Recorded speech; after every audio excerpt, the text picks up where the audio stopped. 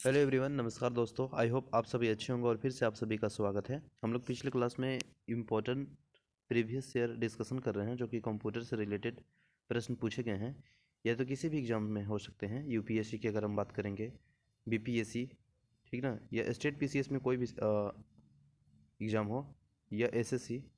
SSC में आप सभी जानते हैं सीजीएल, सीपीयू, एमटीएस, सीएचएसएल। फिर रेलवे में भी ये प्रश्न पूछे गए हैं, बैंकिंग में भी पूछे गए हैं, क्लर्क में, पीओ में, है ना। तो ये इंपॉर्टेंट प्रश्न है। पिछले क्लास में हम लोग लगभग 194 प्रश्न तक डिस्कशन किए थे।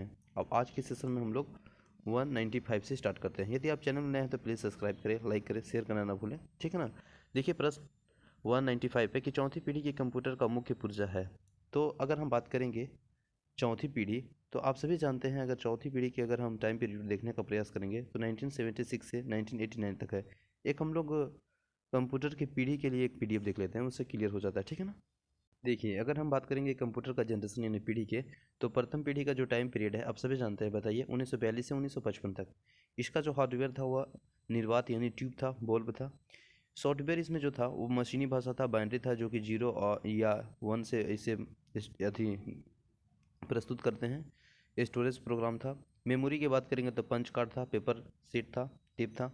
और गन्ना या जो इसका गति था, स्पीड था, वह मिली सेकेंड था, है ना, मिली सेकेंड था। फिर आया सेकेंड तो उसको हो गया माइक्रो सेकेंड, फिर आया थर्ड तो हो गया नैनो सेकेंड, फिर आया फोर्थ तो हो गया पिको सेकेंड। इस तरह से डेवलप्ड होते गया, है ना। इसका यूजेज अगर हम बात करेंगे प्रथम पीढ़ी जो कि 1942-1955 में हुआ था, तो इसका यूजेज था विज्ञानिक और रक्षा अनुप्रयोग में। बिल्कुल सही है।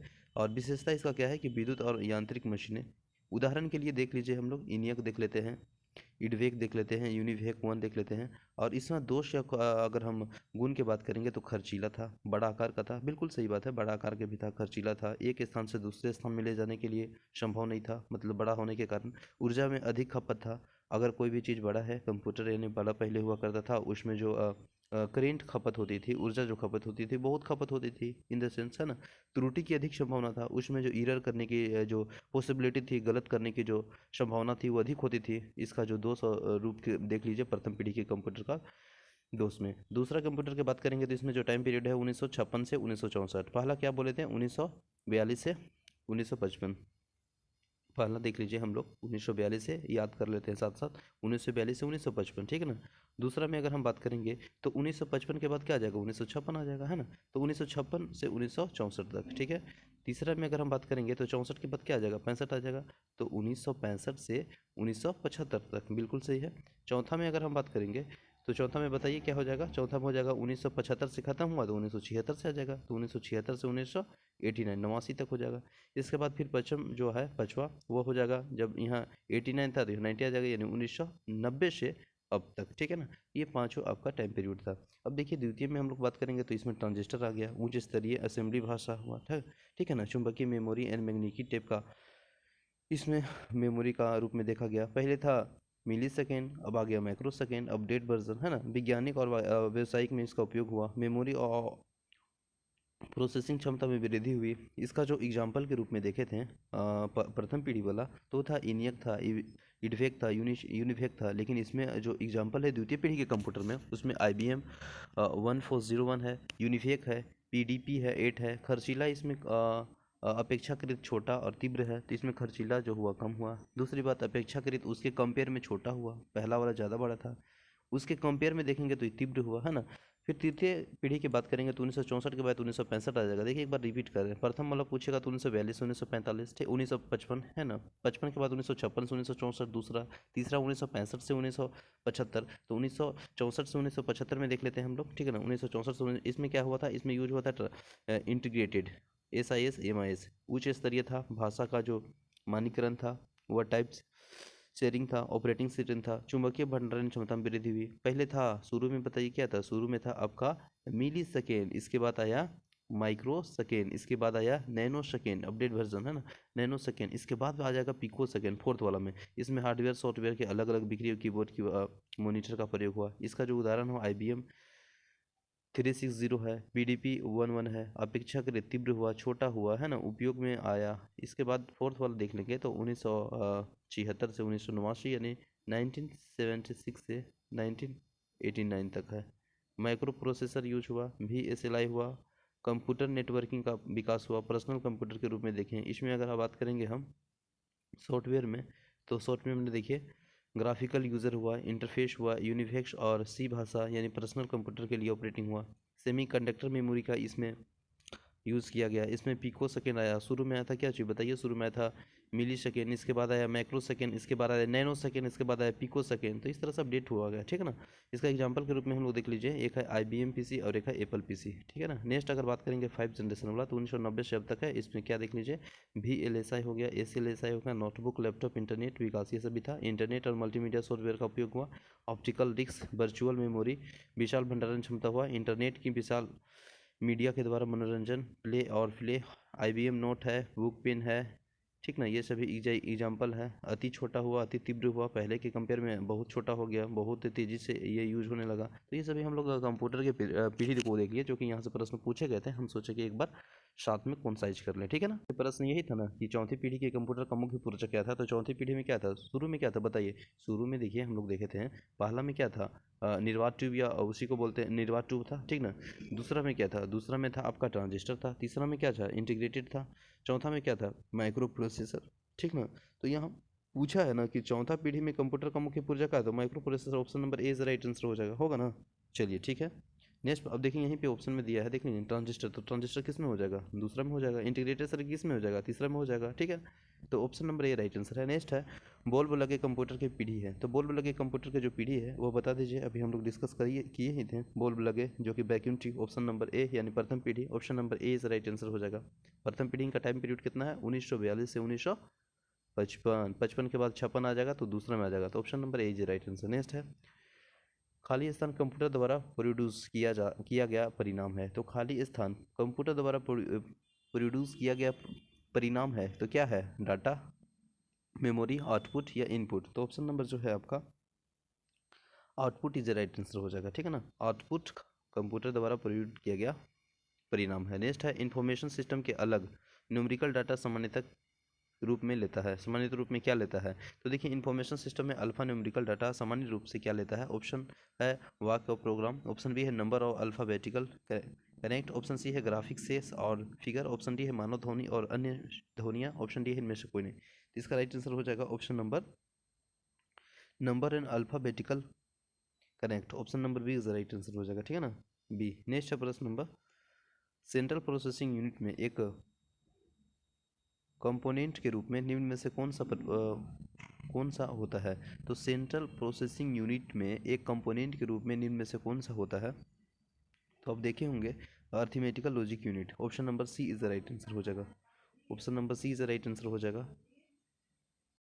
तो इसका राइट आंसर हो जाएगा सेंट्रल प्रोसेसिंग यूनिट में एक कंपोनेंट के रूप में निम्न में से कौन सा उपयोग होता है। तो ऑप्शन नंबर जो है वो आपका सी इज द राइट आंसर हो जाएगा, अर्थमेटिकल लॉजिक यूनिट, ठीक है ना।